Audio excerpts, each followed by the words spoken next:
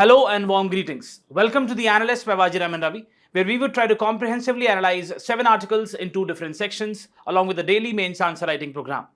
In the analysis part, we'll first have a comprehensive discussion with respect to the importance of the principle of constitutional morality and the need to imbibe it in the overall governance framework.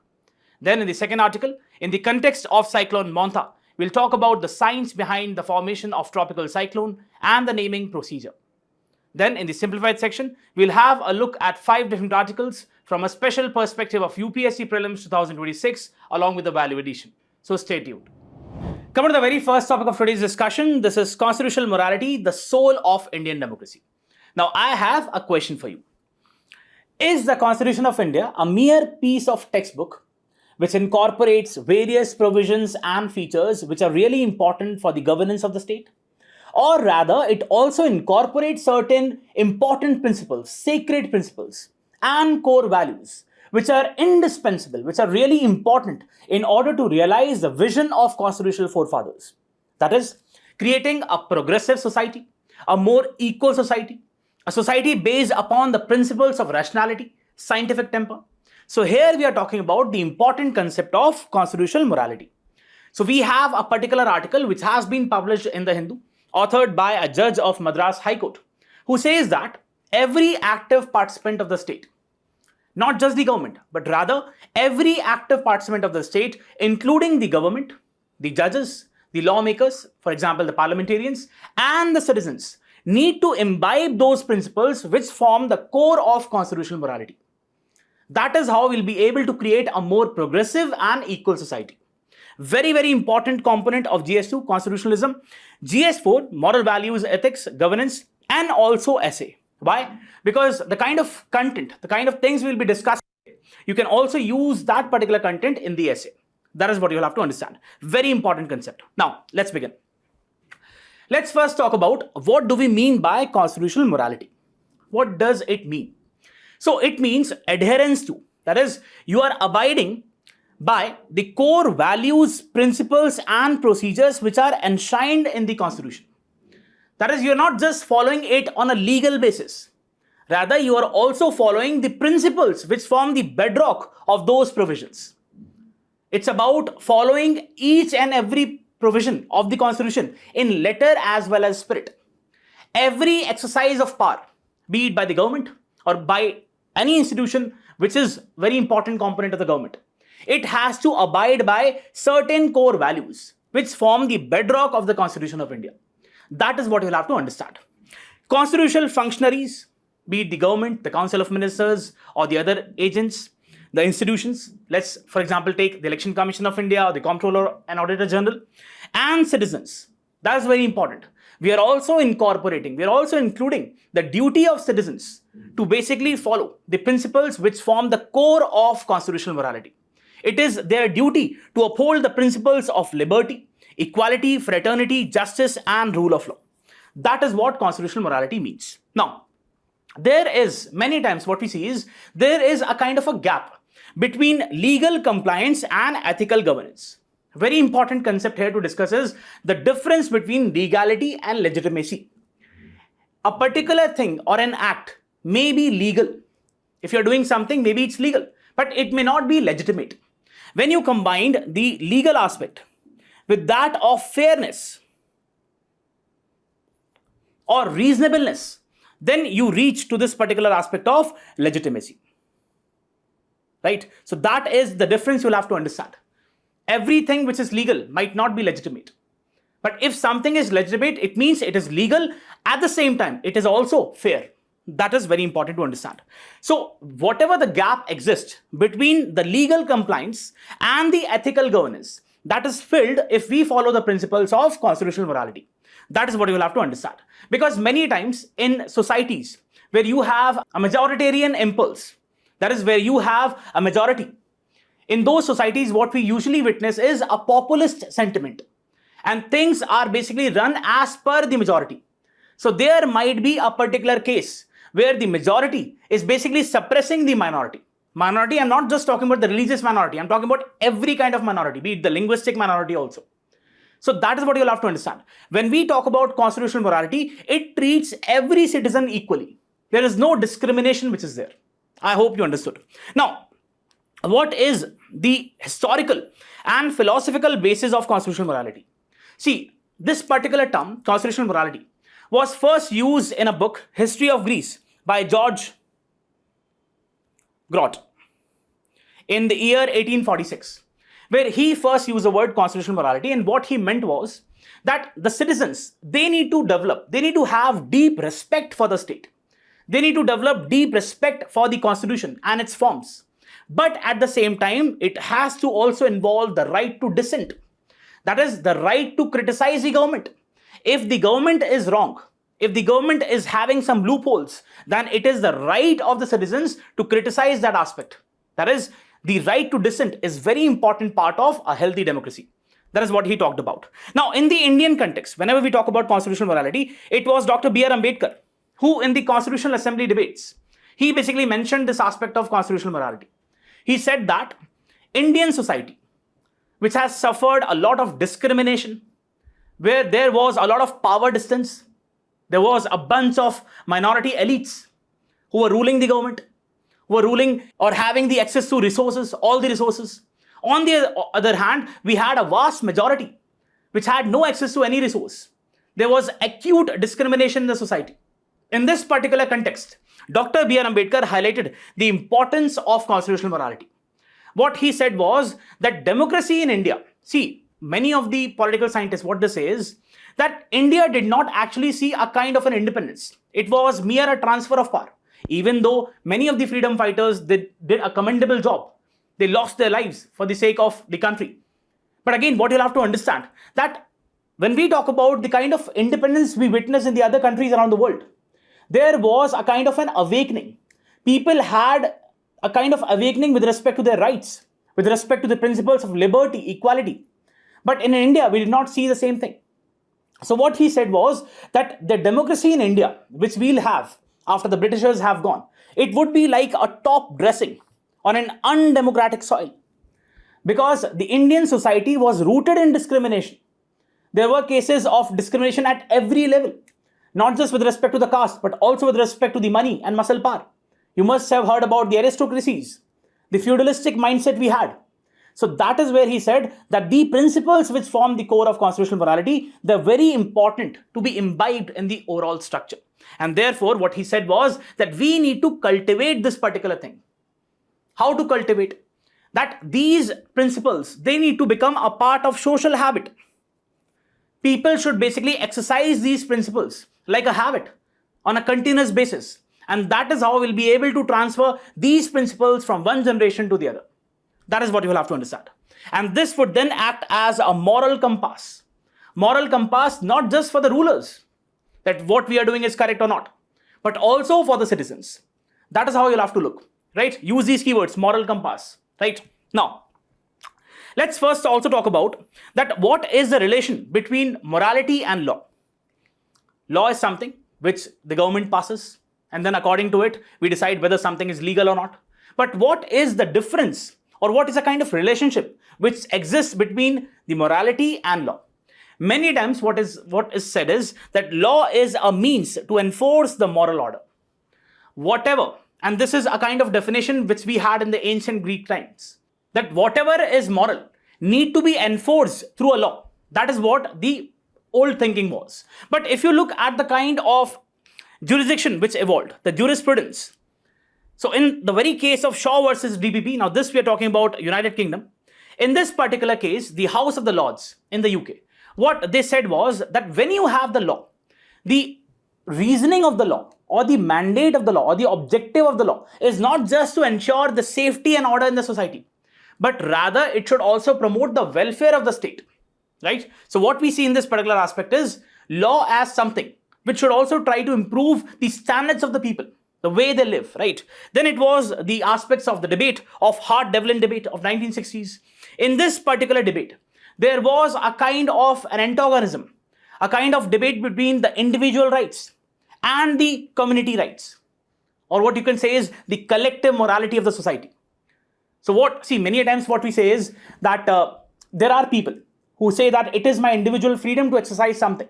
Let's say the live-in relationships, or let's say the homosexuality. But when we look from the perspective of the society, especially in the Indian context, what we say is that this is immoral. Still, we have a large section of the society which deem this particular thing as live-in relationship or the other aspects as immoral, as something which goes against the customs and traditions. So here, in this particular debate, what we saw was the antagonism, the kind of voices which were there for the individual freedoms and also the voices with respect to the collective morality. Then we had the case of P. Rathinam versus Union of India 1994. In this particular case, what the Supreme Court said, that when we are talking about the law, the very objective of the law, it is based upon moral values. Moral values, for example, making sure that there is justice in the society, there is fairness in the society. So what Supreme Court said, that the objective of law is to incorporate these principles. So in a way, it talked about the principles of constitutional morality. Finally, when we talk about ancient India, see, when we talk about this aspect, what you will have to understand is that in ancient India, we had the concept of dharma. And dharma was intricately linked with this aspect of values. Talk about the ancient book of Tirukural. Right, so in this book, in this particular book, there is a mention of aram. Now, aram is something which means values, right? So you can just imagine, even at that point of time, there was the emphasis on the aspects of values. That is, governance was not seen as a kind of something working in silos, but rather it should also incorporate the principles, those principles which promote justice in society. That is what you will have to understand. Now, what are the essential components of constitutional morality? The very first is respect for constitutional supremacy. Constitution of India is the supreme law of the land. So, the framing of the Constitution or the interpretation of the Constitution cannot be based upon the whims and fancies of the political majority. That is, we'll have to give importance to the Constitution and things should run according to what is mentioned in the Constitution, not the other way. That is what the importance of constitutional supremacy is all about. And this was also highlighted in the case of Nanda Bharati, where Supreme Court very clearly said that there are certain core features of the Constitution, what it described as basic structure, which cannot be altered. Because on that foundation, we have the whole structure. And if you basically tinker with that, then definitely you are going to harm the whole structure. Next aspect is rule of law and due process. Very, very important. See, whenever you have the governance, when we are talking about the governance, it has to be based upon the procedures which are enshrined in the Constitution. We are talking about the rule of law and not of men. Things have to be governed as per the Constitution and not as per the people who are ruling. Also, we must talk about the due process. Very important case of Maneka Gandhi, where Article 21, right to life and personal liberty, was expanded. The way we look at this particular right, where what Supreme Court said, that human life is not just a mere animal existence. What we talk about is that when we talk about right to life and personal liberty, it also incorporates the principles of fairness, reasonableness, rationality. So that has to be incorporated. We are not just talking about the procedural aspect. Again, the difference you'll have to understand with respect to legality and legitimacy. Something can be legal, but it might not be legitimate. So when we look at the legitimacy aspect, we are talking about the due process, not the procedure established by the law, rather the due process. Next aspect is democratic spirit and tolerance for dissent. Very, very important. What is democracy after all? If you do not allow people to express their dissent, then it's not a democracy. When we talk about the democratic spirit and the tolerance for dissent, we are talking about the freedom of expression, the freedom of opposition, the freedom to debate in a society, to bring various viewpoints. That is how the constructive criticism would also evolve. You must have heard about this particular word, constructive criticism. That can only be evolved if you give people the right to express themselves. That is very important. Also, one more important thing over here is that when we are talking about the tolerance, it is very important to consider that aspect of majority versus the minority. Again, I'm not just talking about the religious minority. I'm talking about various types of minorities. Minorities must also have, in fact, every citizen must have equal right, so that they don't feel insecure. Any section of the society must not feel insecure. That is what we are trying to say. And it can only happen if every citizen, including the government, the judges and the lawmakers, they abide by the principles of constitutional morality. Next, we have institutional accountability and checks and balance. Very, very important. We have the state, the conception of the state, where we have different organs, the judiciary, the legislature, the executive. Every organ of the state must exercise its powers within its own ambit. It should not breach into the other's domain. We often hear about cases with respect to judicial overreach. That should not happen. Or sometimes we also hear the cases of abdication of responsibility. We have submitted a complaint, but grievance is not taking place. There are cases with respect to right to information, right? So what you'll have to understand is, on one hand, there cannot be the overreach. On the other hand, there cannot be the abdication of responsibilities. That is what the importance aspect of checks and balance and institutional accountability is all about. Next, we have commitment to equality and fraternity. This is also very important. What did Dr. Ambedkar said? He said that political equality without social and economic equality is useless. When we are talking about socio-economic equality, we'll have to give importance to the principles of inclusivity, to the principles of equality before law. Make sure that everyone is treated equally. Everyone gets the equal opportunity. And that is how we'll be able to create a progressive society, which is not rooted in these biases. Next aspect is constitutional patriotism. Very, very important to understand. See, these days what we usually find is that people have a charm. People, they have a kind of an attraction towards a personality. They look at the state. They look at the government as one person. So the patriotism of the citizens or their inclination must be towards the constitution, not towards a particular person. We are not going for personality cult. Rather, it should be based upon the principles enshrined in the constitution. There should be constitutional patriotism, not patriotism towards a particular political party or a particular person. That is what you'll have to understand. Next, we have judicial evolution. How the judiciary, how the constitutional courts try to incorporate these principles in the working of the state. The very first case, as I've already told you, is Kesavananda Bharati versus State of Kerala. Now, this was a case where Supreme Court talked about the basic structure aspect, said that there are certain provisions in the constitutions which cannot be tampered with. They form the very base of the whole structure. So you cannot, even through a constitutional amendment, you cannot alter that structure, right? That was a very important part of constitutional morality, right?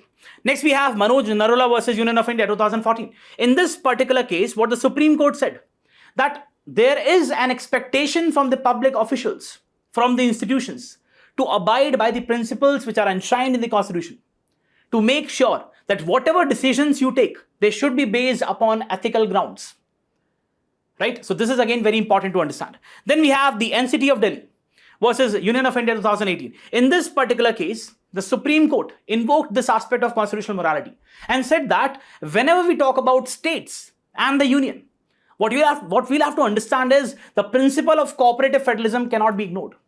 States are not those entities which are dependent on the center. What the Supreme Court said, that there has to be an effective communication between the union and the states. And the principle of cooperative federalism is the core of constitutional morality, right? Next, we have Navtej Singh Johar versus Union of India, 2018. So in this particular case, the homosexuality was decriminalized. It gave importance to the principles of dignity, to the principles of equality, made sure that all sections are treated in an equal manner. No one is discriminated, right? Next, we have Indian Young Lawyers Association versus State of Kerala, the Sabarimala case.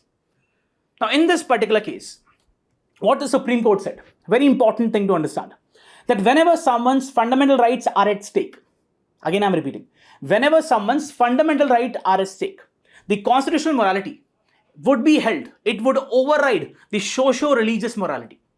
That is, whenever we are talking about fundamental rights, we'll give primacy to constitutional morality. We'll not give primacy to social morality or religious morality. Even the former Chief Justice of India, what he said, D.Y. Chandrachud, what he said was that the constitutional morality cannot be martyred at the altar of the social morality. Very important line you can also use in your examination, right? Next, we have K.S. Puttaswamy versus Union of India 2017. Everyone knows this particular case, very important aspect.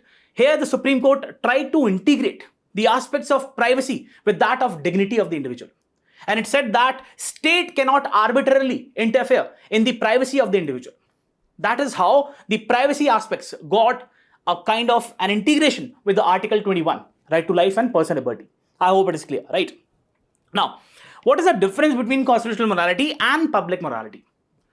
As I said, that constitutional morality, it is rooted in constitutional values, be it liberty, equality, justice, fairness. Whereas the public morality, it is rooted in the prevailing social norms, the social traditions, the customs. And you know that often these social norms are patriarchal in nature, are parochial in nature. They are biased in favor of one particular aspect, right? Next is the constitutional morality is having a nature of rationality. Whenever we'll talk about constitutional morality, we'll consider the principles of rationality, and they are universal in nature. They're based upon the rights. They're rights based, right? When we talk about the public morality, it is often the nature is based upon the majoritarian aspects. That is, what the majority thinks as right is deemed as right, though it might not be correct rationally. But again, what the majority thinks is right, that we consider as a part of public morality. Then we have the very objective of constitutional morality. The very objective is protection of rights and dignity, to create a more equal society, a society where we give the importance to dignity of the individual. Whereas in public morality, the objective is the preservation of social order. Badalna nahi chahiye. Everything has to be the same. The kind of social order we have been following for generation, Pratishta Samman, that should not be changed. So that is, and again, as I told you, see, you'll have to understand, you'll have to look at things from that perspective of rationality. You're all aspiring as civil servants.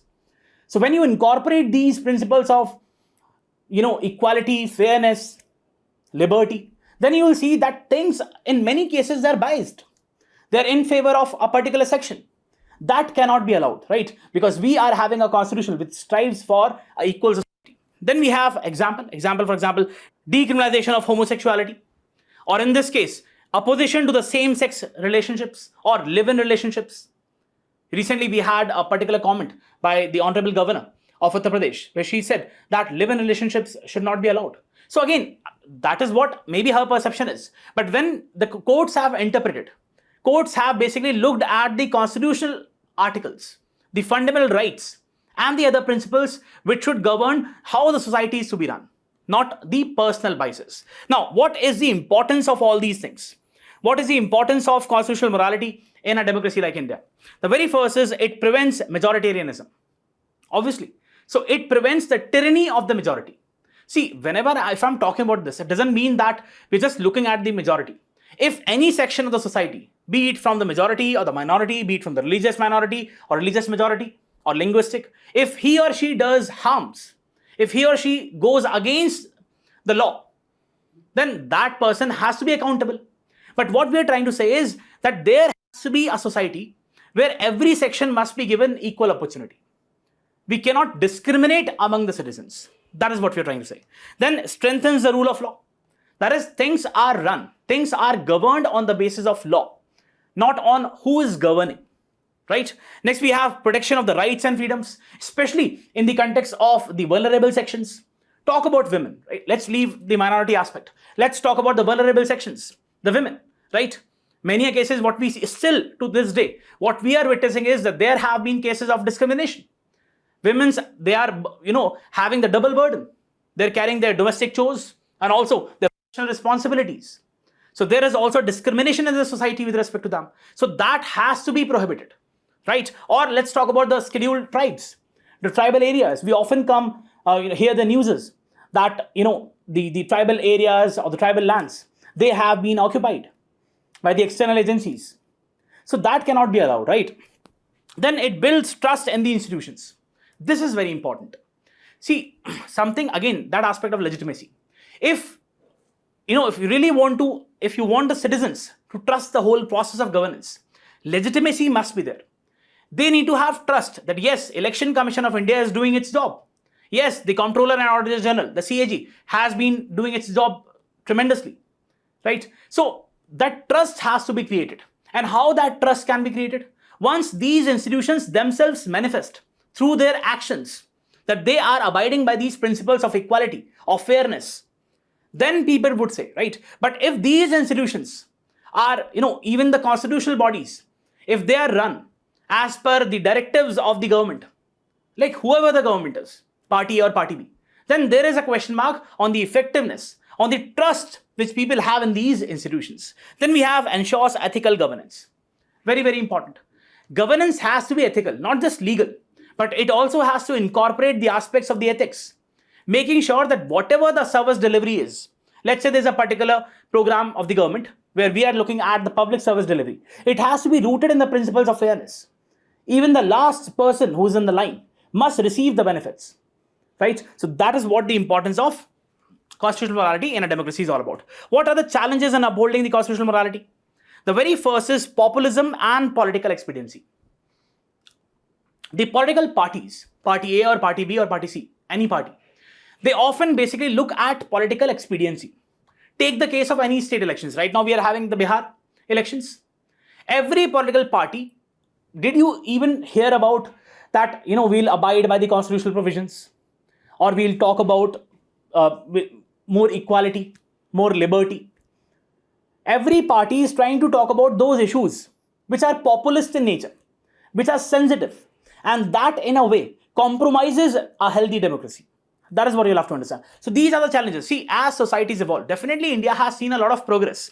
People have, made a transition from a kind of politics based on religion or let's say caste to a more that aspect of developmental politics. But still, there are cases where the political choices, our political opinion is based upon certain factors. Those factors which are not based upon the rationality. Those factors which have nothing to do with the development. So that has to be avoided. Erosion of institutional autonomy. Very important.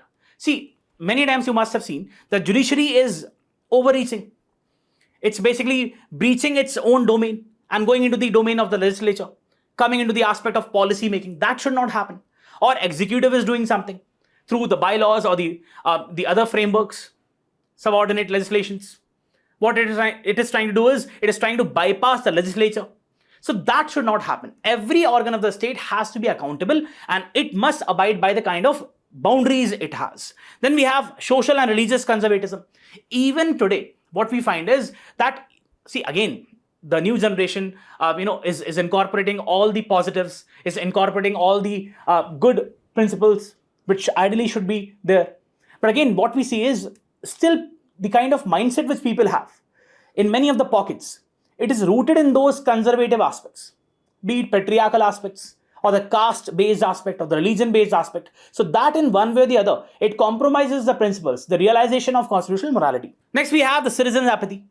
See, right now you are preparing for the exam. You tell me, before you started the preparation, were you really aware of fundamental rights in your college days? Or were you very clear, crystal clear with the kind of fundamental rights we have or any other rights? What I am trying to say is that this civic awareness, the awareness with respect to different rights, it is very less in the country. Very few people know what the whole construct of rights is all about, be it statutory rights or the fundamental rights or the constitutional rights. What we are trying to say is that there is a need to basically make people aware what their rights are. Talk about the tribals. Tribals are not even aware. We have the Forest Rights Act, right?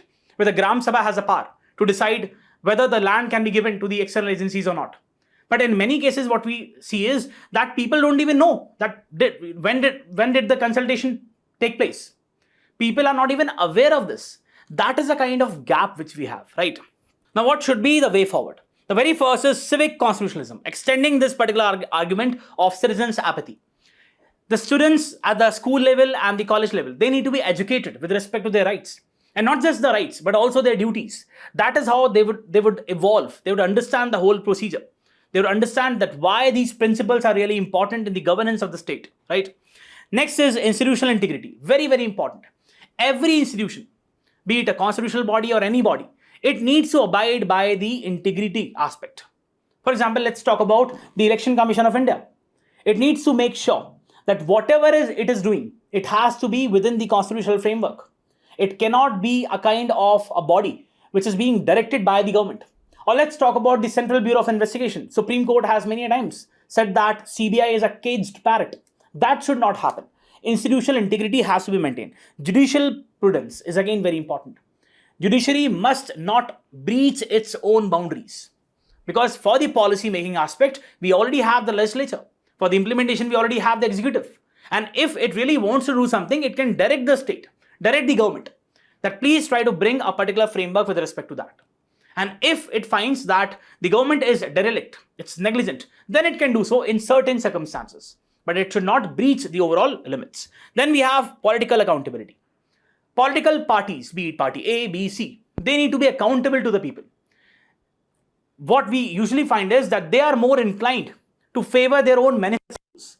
Rather, they should have the manifestos need to be based upon constitutional principles. They should give more importance to the constitutional principles rather than their own manifestos. Then we have citizen responsibility. People ultimately, they need to be responsible. They need to make the government accountable. Citizens need to be responsible and they need to make the government accountable for whatever of its acts of omission or commission. So that is we can have a society. That is how we can have a society where we give importance to these principles and make a more progressive society, where the social and religious morality, it does not override the constitutional morality. Rather, the constitutional morality should override these aspects of social morality and religious morality. Very, very important topic. Let's have a mains practice question. Constitutional morality acts as a safeguard against majoritarian impulses in a democracy. In the light of the recent judicial pronouncements, critically examine the role of constitutional morality in upholding the transformative vision of the Indian Constitution. Here we are talking about the transformative nature, not transactional nature, right? So do talk about that. 50 marks, 250 words. And yes, if you're liking the initiative, do not forget to press the like button. And also let us know in the comments. Let's go to the next topic. Coming to the next topic, this is with respect to Cyclone Montha. Now we all are aware that Cyclone Montha is going to make a landfall in Andhra Pradesh. And it is going to give extremely heavy rainfall. Initially, it started as a depression and then converted into a cyclonic storm. And by tomorrow, by Tuesday, it would convert into a severe cyclonic storm, right? So again, very important to understand. There is a particular science behind the phenomena of tropical cyclones. So we'll try to explore that, understand that. And also one more aspect, that every tropical cyclone is named in a particular manner, right? So we'll try to see that what is the mechanism used for the naming of tropical cyclone. Very important component of GS1 geography. Now, before we talk about tropical cyclones in particular, let's first talk about the tropical region. So we have the tropical region between 30 degrees north and 30 degrees south, right?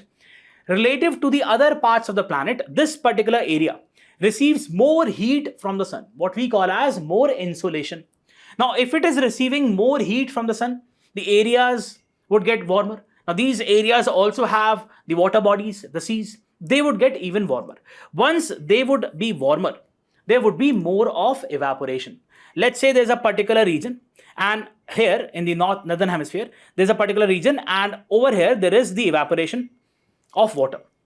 Once the water would evaporate, please try to understand, and this is the northern hemisphere and this is the southern hemisphere, there would be a kind of depression which would be created, right? Because the water would go up and there would be a kind of vacuum which would be created at the ground.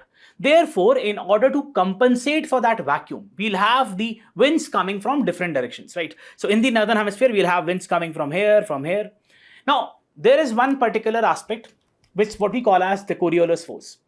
The earth moves from west to east, and because of the rotation of the earth, there is a kind of deflection which is there in the winds. And that is what we call as Coriolis force. Now, let's say you have this particular wind which is coming and trying to compensate for it. Compensate for the kind of vacuum which is created. So this would be deflected in the right direction, right, towards right. When we talk about the Coriolis force, just remember this principle. In the northern hemisphere, the Coriolis force deflects the wind towards the right. In the southern hemisphere, it deflects the wind towards the left, right? This particular wind would then be deflected into this direction. So there would be a kind of anti-clockwise direction of this particular cyclonic activity. Similarly, if you apply the same principles in the southern hemisphere, there would be clockwise direction of the cyclonic activity. That is what you'll have to understand. The Coriolis force deflects the wind in the northern hemisphere in the right direction. So whenever you have the wind coming to compensate for this particular vacuum, it would be deflected towards the right. Similarly, the case for all the winds. When you will see it as a cumulative picture, you will see that it is having an anti-clockwise direction in the northern hemisphere and clockwise direction in the southern hemisphere. So you can just have a look over this infographic. So the water evaporates from the ocean surface and comes into contact with a mass of cold air, forming clouds, and then a column of low pressure develops at the center. Winds form all around. So what you must understand is the center of this particular cyclone, what we call as the eye of the cyclone.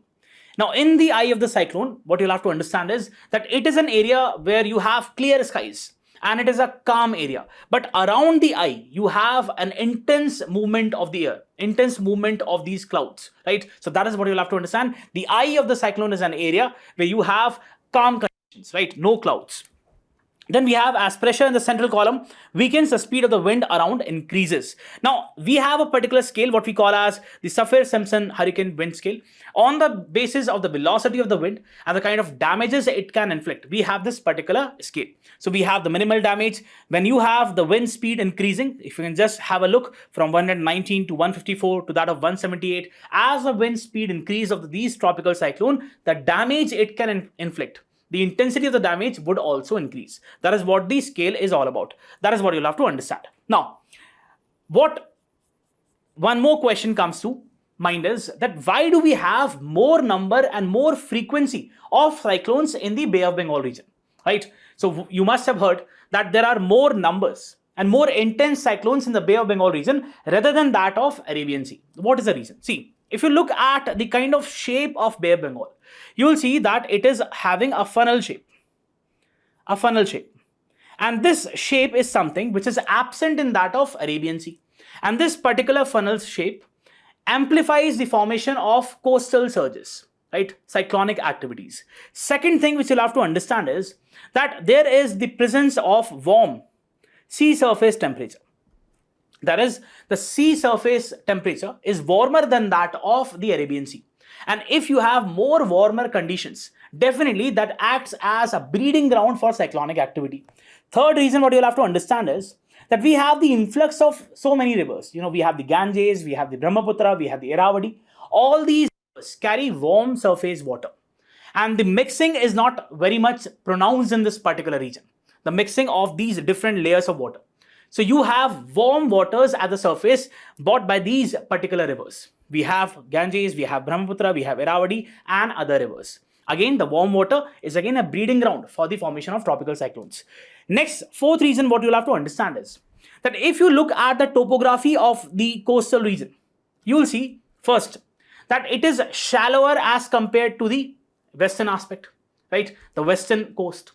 Once it is shallow, it gives a more space to the formation of coastal surges. Plus, you have different estuarine deltas. You have different geographical areas in this particular belt, which basically promote the formation of tropical activity. Here, the tropical cyclone gets more time to basically activate itself because of the topography of this particular region. That is what you'll have to understand. Next, fifth reason, which is very important, is weak wind shear. Now, what is weak wind shear? The vertical difference in the wind speed. I'm talking about the vertical difference in the wind speed in the Bay of Bengal. It is somewhat weaker than that of the Arabian Sea. Means what? If the vertical difference is weak with respect to the wind speed, this would give more stability to the tropical cyclones. This would basically maintain them for a long period of time. That is the reason that we have more frequent cyclones and more intense cyclones in the Bay of Bengal as compared to the Arabian Sea, and because of these 5 reasons. Do remember. Now, when we talk about the different types of cyclones, at different geographical places around the planet, we basically call these cyclones by different names. For example, if you look at the New Zealand and Australian side, we call them Willy Willies. In the Japan and China side, we call them typhoons. In the Indian subcontinent, in the Indian Ocean region, we call them cyclones, right? And over here, in the Americas, we call them hurricanes. This is what you'll have to understand. Now, one very important thing is how these cyclones are named.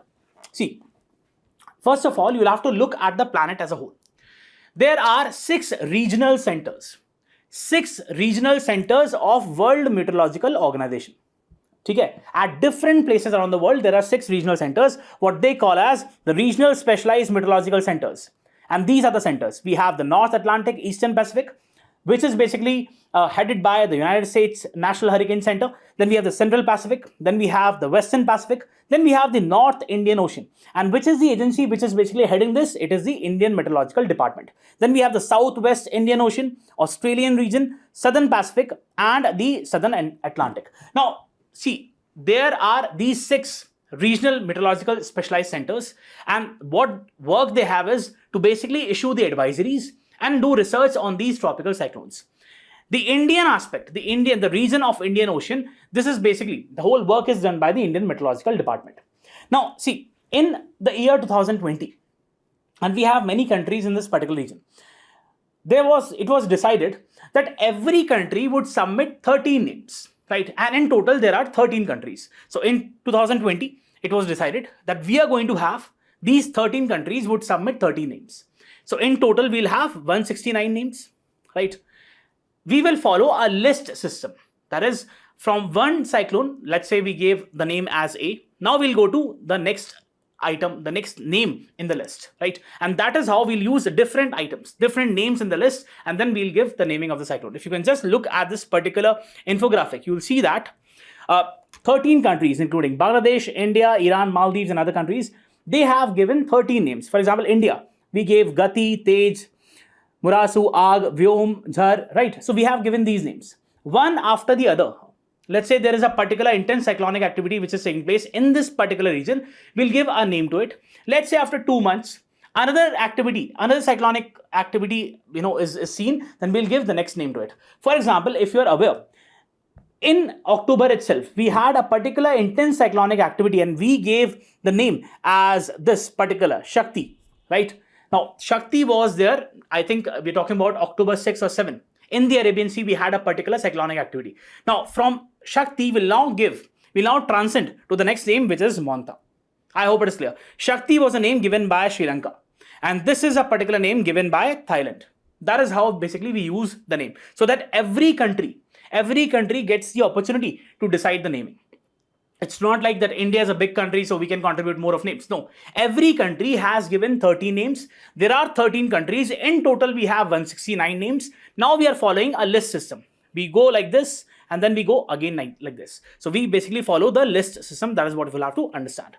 Now, what are the rules which are there? It should be politically and ideologically neutral in terms of religious beliefs, cultures, should not offend any group around the world, cannot be more than 8 letters, should not be unpleasant or cruel in nature, should be short and easy to say. Again, these are the conditions which must be incorporated, and therefore the regional center in this particular area, which incorporates these 13 countries, we have gone with our own list. Whenever we see an intense cyclonic activity, we give a name to it.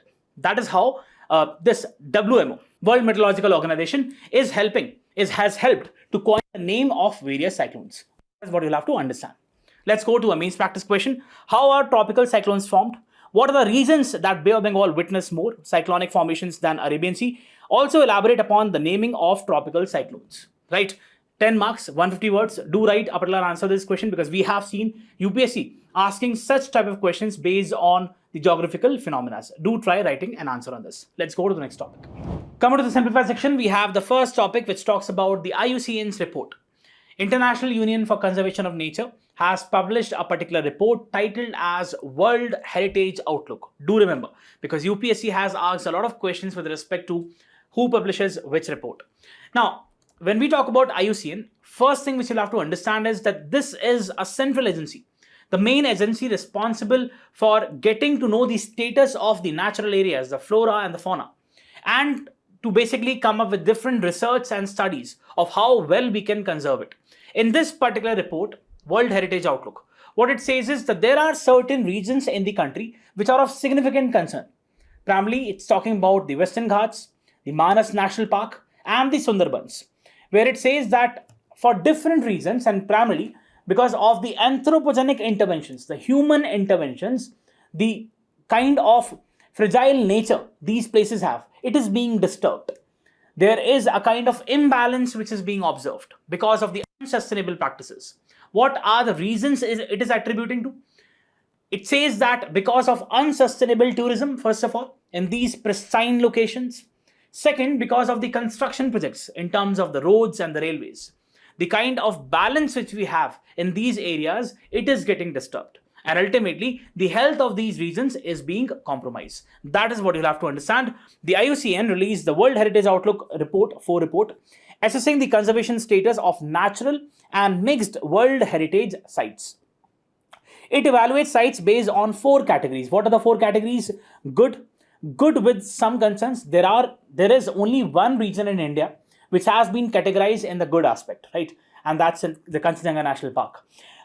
And there are many regions which have been categorized in this particular aspect of good with some concerns. And then you have significant concern, as I told you, the Western Ghats, the Manas National Park, and the Sundarbans, and critical. The report highlights a decline in the global conservation outlook, marking the very first time the percentage of sites with a positive outlook has dropped significantly. What does it denote? If those sites which are having a positive outlook, the number of those sites have dropped, it shows that the kind of interventions we are having, primarily because of the human-led interventions, it is disturbing the very balance of these sacred places, these pristine places. And these are very important in order to maintain the whole ecology. There are few species, very exotic species, which are in this particular region. But because of the human-led interventions, primarily in the form of unsustainable tourism or the construction, you must have heard about, we have, the strategic projects which are being constructed, be it, for example, the Char Dham. See, I understand that there is a kind of a necessity when we talk about the national security. But once you basically carry out these projects, there have been many events. It has basically disturbed the stability of that particular region, the topography. You must have heard about the GLOF. And we also discussed this, glacier lake outburst floods. One of the reasons of GLOFs, or the increasing intensity and frequency of GLOF events in the Himalayan belt, is because the kind of interventions we are having, the kind of, the projects we are carrying out, and they're not sustainable. It is basically disturbing the balance. So that is what you'll have to understand. In South Asia, several natural sites, including India's, are facing mounting threats from multiple pressures. Indian sites categorized as significant concern. We have the Western Ghats, we have the Manas National Park in Assam, and we have Sundarbans in West Bengal, have been classified as that of significant concern. These areas face increasing habitat degradation. So there is a kind of fragmentation which is taking place in these areas, as I told you, because of the anthropogenic reasons. And once you have the fragmentation, there is also the habitat destruction which takes place, right? Biodiversity loss and anthropogenic pressures. What are the key threats which have been identified by the IUCN? The very first is the report attributes 4 major threats for the loss of the habitats and species. The very first is climate change. There have been cases of droughts, dried period of times, prolonged dry period of times. Or there have been cases of floods. Previously there used to be, in a particular region, there used to be a balance of these events, the seasons. But now what we are witnessing is that there are prolonged period of dryness and prolonged period of floods. This obviously compromises the stability of that particular region, including that of the fauna, right? Erratic patterns, right? Rainfall patterns, temperature and species distribution, tourism activities. Take, for example, the case of Manali or Shimla. These areas have become, every weekend you have people from Punjab and Haryana going over there. And again, it's not about, tourism is something which obviously sustains the very economy of these particular regions. But the kind of way, or the way in which the tourism is being done in this particular area, that is of concern. Because what we are going with is unsustainable tourism, where the plastics, where there's so many bottles and all these things, they're kept on the road itself, and that basically affects the pristine nature of the environment. Unregulated tourism leading to the waste, habitat disturbance, and human-wildlife conflict. Yes. Invasive alien species, for example, eucalyptus tree. In the South India, many of the areas, their natural beauty has been compromised. The environment has been compromised because of the plantation, the deliberate plantation of eucalyptus tree or other invasive alien species. Because whenever you have these invasive alien species, once they basically come to the ground, then they replace the native species. And that obviously alters the balance. Infrastructure, roads and railways. Take, for example, the kind of projects. That is a necessity, again I'm saying. Be it in Arunachal Pradesh, because we have an aggressive, a hostile neighbor. So we'll have to go with it. But there have to be some balance also. fragmenting habitats and increasing road kills. Other associated threats: forest fires, hunting and poaching, waste disposal and encroachment, illegal logging, right, of woods. Overall trend in the conservation outlook: of the 228 sites assessed since 14, around 63 had a positive outlook earlier in that period of 14 to 20. However, in 25, this has declined to 57. So previously 63% had a positive outlook. Now we are having only 53. Means only 53 are having positive outlook. It means that there has been a kind of a decrease when we talk about those areas which are basically improving, when we talk about the environmental aspect, indicating a worsening global scenario.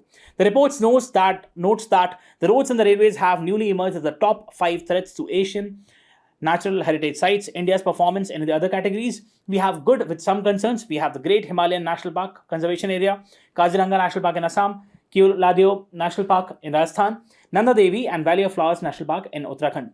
Do remember and make sure the states I have already given, but again, make sure that you know that where these national parks are situated. There's only one which is good. This is Kanchenjunga National Park, Sikkim, noted for its effective conservation measures and stable and ecosystem conditions. The ecological importance and vulnerability of the Western Ghats. Now, this has been specifically highlighted in the report itself. Older than Himalayas, the Western Ghats. This gives another information that the Western Ghats are older than that of the Himalayas, harbor exceptional biological diversity and endemism, home to around 325 globally threatened species, including the Nilgiri thar, right? So this is especially present in that stretch of the Nilgiris, right? When we talk about the Eraviculam National Park, right? Endemic amphibians and flora. Major threats: hydropower projects. Now, because of the need for more electricity, a lot of these projects are being planned, and obviously if you come with these projects, that is going to basically harm the very pristine region of this particular area. It is going to harm the ecological balance, right? For example, the Silahala pumped storage project in Nilgiri is causing a habitat fragmentation, tourism pressures leading to garbage accumulation, animal ingestion of plastics, conversion to plantations. These locations, these forested regions, they have been converted into plantations, be it the cardamom hills, cardamom for planting the cardamom seeds, or for example, for the teas. So there is a commercial aspect which is being integrated, and that is obviously hurting the whole ecological balance. Climate change impact forcing fauna like Nilgiri flycatcher and black and orange flycatcher to migrate to higher altitudes because the temperatures are increasing. So kind of the habitats they were previously having, it is not available. Regions are becoming warmer, so they'll have to go to the higher altitudes. Invasive species such as eucalyptus and acacia introduced during the colonial era are basically taking the space of the native forest. Threats to Sundarbans: ecological importance, largest mangrove forest in the world, critical tiger and fish habitat. Emerging threats: rising salinity and heavy metal contamination. That is something which is obviously affecting even the ingestion of groundwater by the local population, because there is a lot of arsenic contamination which is being witnessed in the West Bengal region, right? Unsustainable resource extraction by the local communities, sea level rise and frequent storm surges reducing the mangrove cover. We just discussed that in the Bay of Bengal, the intensity and frequency of coastal surges is increasing. So once you'll have more of these coastal surges and cyclonic activities, that is going to affect the coastal region, including the Sundarbans. Hope spots the best performance. 7 sites in China were rated as the best protected and managed, including the Badan Jaran Desert and the other areas. These serve as a global benchmark for integrated management and effective ecological governance. You can give the example of these regions as a kind of a case study in your answers also. Global significance of National World Heritage Sites. Although they cover less than 1% of the Earth's surface, these sites host over 20% of the global species richness, including 75,000 plus plant species, 30,000 plus animal species, birds, reptiles, and others. Their conservation is vital for maintaining the global biodiversity and ecosystem services. Right? Very, very important.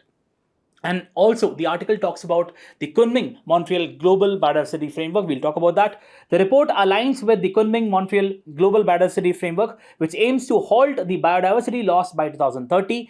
The UNESCO World Heritage Convention is seen as a key instrument to bridge the nature-culture conservation, ensuring protection of sites with exceptional biodiversity and ecosystem integrity. What is the kind of way forward which the report has suggested? Strengthen the site-specific management and monitoring framework. We cannot have a one-size-fits-all approach. According to the need of a particular area, we have to come with different strategies. Control the unregulated tourism and infrastructure expansion. Restore the degraded ecosystems through community-based conservation. Joint forest management. Making sure that the tribals or the people who are living in those areas, the forest dwellers, they are made an important stakeholders, right? It cannot be like just one, a top-down approach.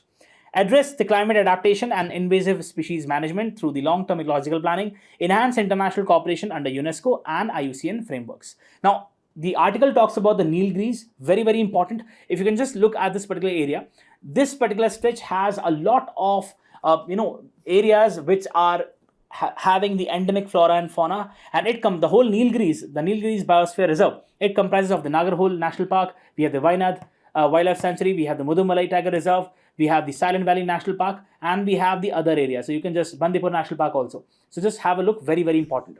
Situated in the Nilgiri hills of the Western Ghats, the Nilgiri Biosphere Reserve, spread across Tamil Nadu, Kerala, and Karnataka. It's a kind of a tri-junction of these states, 3 states, where you have this particular region. Tamil Nadu, Kerala, and the other areas, we have Karnataka. Vegetation, tropical evergreen forests. Remember this. Montane sholas, sholas means the grasslands. Moist deciduous forest and the thorn forest. Flora is home to the endemic species. Fauna, it hosts the largest population of Nilgiri thar and the lion-tailed macaque, along with the elephants, tigers, and gods and sambars. Significant, it is the first UNESCO designated biosphere reserve in India. 1986, first UNESCO designated biosphere reserve under the Man and Biosphere program. Now, this is again important, the Kunming-Montreal Biodiversity Framework. The very objective is to basically control the biodiversity loss. So there was a kind of an agreement among different countries. It is not binding upon countries, but again, very, very important. The Kunming-Montreal Global Biodiversity Framework, which aims to halt and reverse the biodiversity loss by 2030, was adopted in December 22 at the 15th meeting of the Conference of Parties to the CBD, the Convention on Biological Diversity. It has 23 targets to be met by 2030 and 4 global goals to preserve biodiversity for the current and the future generations.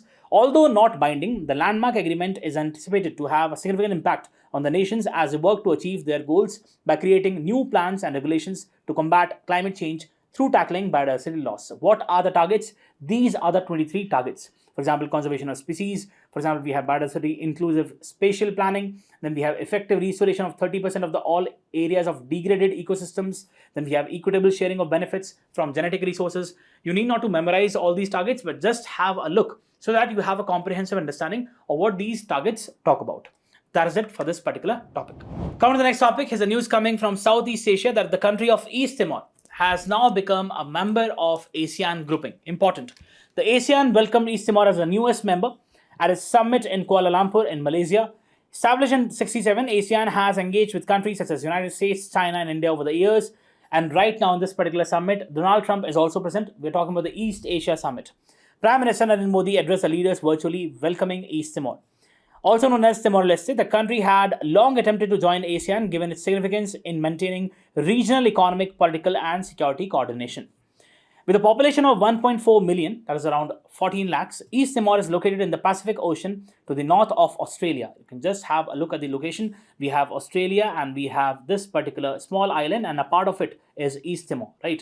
On the left side, we have the part of Indonesia. This is the kind of the area which you can have a look. On the south side, we have the Timor Sea, and on the above, we have the Banda Sea, right? And we have this part as part of Indonesia. Now, when we talk about the island nation was a Portuguese colony for over 4 centuries. So it was a Portuguese colony before it gained independence in 1975, but was invaded by Indonesia in just 9 days later.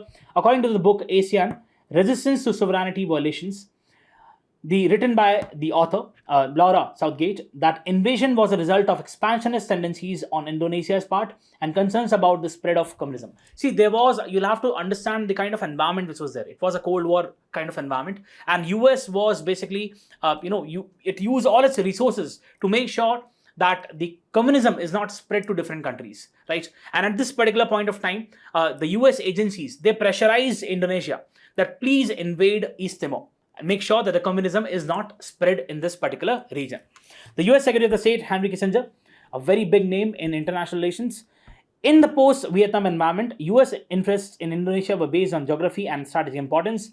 On East Timor, what he said, Henry Kissinger, The backward and the resource-poor colony would attain what the Indonesians expect would be a weak, unviable and independence, leaving it susceptible to outside, especially Chinese domination. A merger with Indonesia is probably the best solution. After Indonesia got some of the East Timor parties to agree for a merger, they launched an invasion, but not without resistance. 1,000 died. So we had certain people in East Timor who were in favor for this particular invasion by Indonesia, but many of them were not in favor, and because of that, many died. Thousands died in violence, and occupation only ended with the United Nations supervised referendum in 1999. Following another outbreak of violence, real independence came in 2002. So it's a pretty new country, right? Current president Jose Ramos Horta, 75, played a key role in the peace process, and he won the Nobel Peace Prize in 96. Some of the 42% of the country's population lives below the national poverty line. So it's very important for this particular country to integrate with the other countries, be it on economic basis, on the security issues. Nearly 2/3 of the citizens are under 30 years of age. Its major source of government revenues comes from the oil and gas industry, but with resources quickly becoming depleted, it's looking to diversify. ASEAN includes Brunei, Cambodia, Indonesia, Laos, Malaysia, Myanmar, and the Philippines, Singapore, Thailand, and Vietnam. The grouping has a total GDP of around $3.8 trillion. A report in the Diplomat recently said that with full membership, East Timor will become a part of the major regional institutions such as the 15-member Free Trade Pact, that is the RCEP, led by China. So once Timor-Leste is going to be a part of ASEAN, it would also become a part of RCEP, which is being led by China. China-dominated grouping. Now, let's talk about ASEAN. ASEAN, Association of Southeast Asian Nations, is a grouping that aims to promote economic and security cooperation among its 10 members, Brunei, Cambodia, and the others. Establishment was established in 1967 on the basis of the Bangkok Declaration by the founding fathers of ASEAN: Indonesia, Malaysia, Philippines, Singapore, and Thailand. The motto is one vision, one identity, and one community. So it promotes a kind of a community feeling and makes sure that all countries are united, a proper economic transactions take place, and ultimately the standard of life of people in this particular region, it improves. Secretariat. The ASEAN Secretariat is located in Jakarta, Indonesia. ASEAN countries have a total population of around 662 million and has a combined GDP of 3.3 trillion as of 22. And the latest data talks about $3.8 trillion. So we have the different institutional mechanisms in the form of ASEAN Summit, the ASEAN Coordination Group, the ASEAN Secretariat, the ASEAN Regional Forum, and the decision making is done through consultation and consensus. This is very important. You just have a look. This is geographical position. Possibly a question with respect to the geography of East Timor can come in the exam. Let's go to the next topic. Coming to the next topic, this is with respect to the red notice which is being issued by the Interpol. Now, Interpol is basically the international police organization. It coordinates with various security agencies and police agencies around the world. Every country has a National Central Bureau. For India, we have the National Central Bureau as CBI, Central Bureau of Investigation, so as to coordinate with the Interpol. And we'll talk about the various notices also, the color-coded notices. A red corner notice will soon be issued against Sharik Sata, the alleged conspirator behind the communal violence in Sambal last year, the SP has told. During the investigation, Sata emerged as a prime conspirator in the case, the SP has said, adding that he fled the country and has been absconding. So he is right now in a different country, and therefore cooperation is required with the other countries, and therefore we are now requesting the Interpol to issue this particular notice. After coordinating with various agencies, including the CBI and the Interpol, efforts are being made to issue a red corner notice to ensure the Sata's arrest at the earliest. Now, what are these notices? This is the Interpol, International Police Organization. The color-coded notices enable countries to share the alerts and requests for the information worldwide. Interpol notices are international requests for cooperation or alerts, allowing the police in member countries to share critical crime-related information. Notices are issued by the General Secretariat at the request of the member countries' Interpol National Central Bureau. So we have CBI, always remember that, as the National Central Bureau for India, and are made available for all the member countries to consult in our notice databases. Notices can also be issued at the request of the International Criminal Tribunals and International Criminal Court to seek persons wanted for committing crimes within their jurisdiction, notably genocide, war crimes, and crimes against humanity. They can also be issued at the request of the United Nations in relation to the implementation of the sanctions imposed by Security Council. So there are various means through which the notices can be issued. Most notices are for the police use only and are not available to the public. However, an extract of the notice can be published on the site of the Interpol, requesting country wishes to alert the public or seek their help. All the United Nations special notices are public. What are different notices? So we have the red notice, the yellow notice, the blue notice, black notice, and the others. A red notice, to seek the location and arrest of a person is wanted for the prosecution or to serve a sentence. Yellow, to help locate missing persons, often minors, to help identify persons who are unable to identify themselves. Blue notice, to collect additional information about a person's identity, location, or activity. Do remember the key terms, for example, the missing persons or additional information, because there can be a possible question in the prelims, right? Black notice, to seek the information on unidentified bodies, the dead bodies. Green notice, to provide warning about a person's criminal activities where the person is considered to be possible threat to the public safety. Orange notice, to warn of an event, a person, or an object or a process representing serious and imminent threat. Purple notice, to seek or provide information on modus operandi, how the things are being carried out. What is the kind of mechanism which is being involved? For example, drug trafficking or some others. For that, silver notice on pilot phase, to identify and trace criminal assets. Interpol, United Nations Security Council special notice issued for entities and individuals who are targets of the United Nations Security Council Sanctions Committee. So those individuals or organizations which are basically considered as for the sanctions aspect by the UNSC, for them this particular notice is issued. You can have a look, important. Coming to the next topic, this is with respect to the e-courts project. A good news that United Kingdom, a country which once colonized us, is now looking for learning the best practices which are being followed in this particular program. The United Kingdom has evinced interest in the e-courts project that seeks to digitize entire court records. A delegation from the country would be in the national capital next week to interact with the officials from the law ministry. The ambitious e-courts project is currently in its third phase with an aim to upgrade the digital infrastructure of subordinate judiciary across the country. We all know that just before a decade, the condition of judiciary was very bad, especially when we talk about the keeping of records and everything. Slowly with time, it has improved. And again, since we have an integrated structure, what we are trying to do is we are coming up with various interventions. One of the interventions is the e-courts project, where we are trying to digitize the records. And it is on that basis that the kind of pendency is also reducing in the overall judiciary. And there is the infusion of efficiency and the effectiveness. Officials said that the delegation from the United Kingdom will visit the Department of Justice and top officials and the members of the E-Committee of the Supreme Court. Important. What is this E-Committee? The E-Committee is a governing body charged with overseeing the e-courts project conceptualized under the National Policy and Actual Plan for Implementation of Information and Communication Technology in the Indian Judiciary of 2005. So that is how the newspaper itself tells you that what this particular committee is all about, right? Under the ongoing phase 3 of the project, a total of 3,108 crore documents will be digitized. These many documents would be digitized.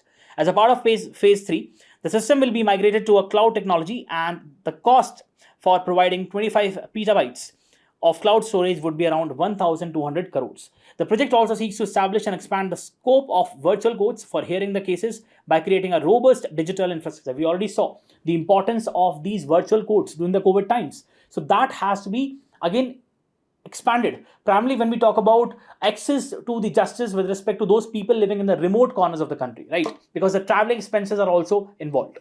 A sum of 413 crore is the cost estimated for the establishment of 1,150 virtual courts. Phase 3 of the project was cleared by the Union Cabinet in September 23. So we have this particular snippet from the PIB. What it says is that this particular project was conceptualized as a mission mode, and already we are done with the 2 phases. Right now we are in the 3rd phase. The very objective of e-courts project is to integrate technology, is to digitize the whole system so as to make the whole system more efficient and effective. You can have a look so as to integrate the ICT, information and communication technology.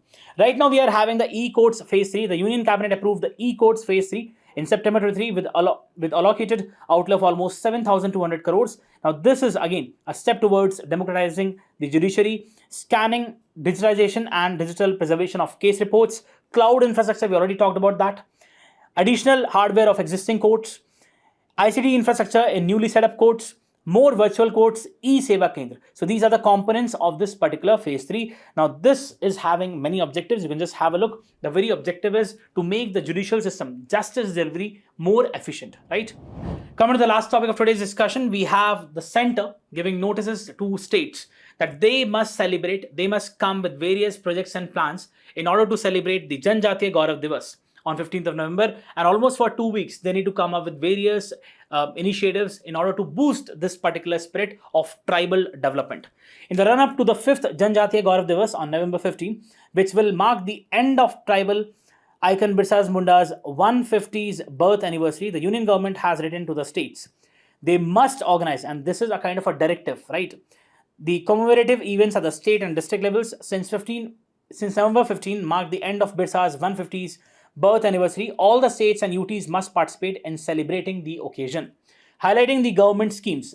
What the notice says is that it must highlight what the government has been doing, and it also must promote these policies and schemes, highlighting the government schemes such as PM Janman, Dharti Aba Janjatiya Gram Utkarsh Abhiyan, and Adi Karmayogi Abhiyan. The Tribal Affairs Ministry's letter talked about the Tribal Village Vision 2030, and it said that various schemes must be used in order to make sure that the tribal development takes place in a holistic manner. Adi Karmayogi scheme, painting the exhibition of the artworks by students of Eklavya School, Eklavya Model Residential Schools for the tribal students, and events like Adi Hearts for products made by Vandhan, Vikas Kendra, self-help groups, and tribal artisans. Now, let's talk about this particular scheme. PM Janman, a lifeline for India's most vulnerable tribes. It is for the PVTGs, particularly vulnerable tribal groups. The Pradhan Mantri Janjatiya Adivasi Nyay Maha Abhiyan, PM Janman, is not just a scheme, it's a powerful mission. Now, I have taken the news, this content from the PIB. That's the reason it is trying to praise the government itself. But let's go with this. Mission of justice, dignity, and upliftment of India's PVTGs. Launched with a vision of holistic development, this initiative is transforming the lives of 75 PVTGs across 18 states and 1 union territory. Can you please tell me that which is that 1 union territory? Please let me know in the comment sections. Reaching the most remote corners of the country with a massive outlay of 24,000 crore investment, PM Janman is bridging decades of neglect by ensuring access to the basics: housing, water, healthcare, education, nutrition, roads, and sustainable livelihoods. What it means is it is an interministerial effort. It's not a particular effort only by a single ministry. It's by different ministries coming together.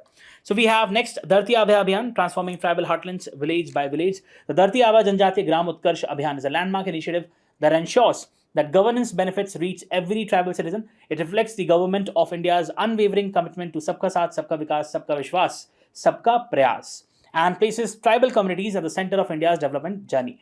Again, multi-ministerial effort, inter-ministerial effort tries to basically promote the tribal development. That is what you'll have to understand. Next, we have Janjati Gaurav Diwas, honoring the tribal legacy.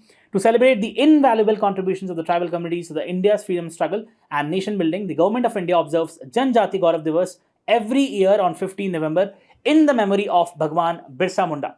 The 2024 celebration marked his 150th birth anniversary and witnessed a nationwide outpouring of pride, participation, policy-driven action. So again, since this is again a very important year, that's also the reason, since it's the 150th birth anniversary of Bhagwan Birsa Munda. So that's the reason that the union government has been asking, it has directed the states to come up with various initiatives and programs. We have the Eklavya Model Residential Schools initiative has undergone a significant transformation of the past decade, evolving into a flagship program aimed at providing quality education to tribal students. The government's strategic interventions in policy, infrastructure, academics, and digital innovations have vastly improved the access, governance, and learning outcomes for the tribal youths through the Eklavya Model Residential School. EMRS schools are now set up in every tribal block with over 50% ST population and at least 20,000 tribal residents as per 2011 census. The ministry has set the target to set up a total of 728 EMRS.